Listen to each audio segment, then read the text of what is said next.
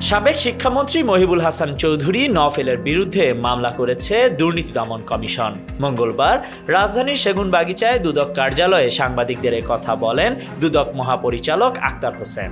তিনি বলেন, দুর্নীতির অভিযোগে সাবেক শিক্ষামন্ত্রী মহিবুল হাসান চৌধুরী নওফেলের বিরুদ্ধে মামলা করা হয়েছে।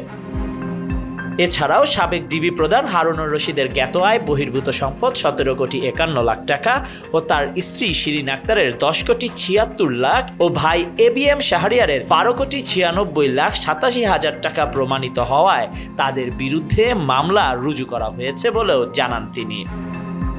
এদিকে সাবেক প্রধানমন্ত্রী শেখ হাসিনার বিরুদ্ধে 21,000 কোটি টাকা লোপাটের অভিযোগ অনুসন্ধানে অনুমোদন দিয়েছে দুর্নীতি দমন কমিশন। দুদকের দৈনিক ও সাম্প্রতিক অভিযোগ সেলের পরিচালক উত্তম কুমার মণ্ডল স্বাক্ষরিত এক স্মারক থেকে এ তথ্য জানা গেছে। এছাড়াও 9 প্রকল্পে 80,000 কোটি টাকা দুর্নীতিতে সাবেক প্রধানমন্ত্রী শেখ হাসিনা সহ জড়িতদের বিরুদ্ধে অনুসন্ধানে নেমেছে দুদক।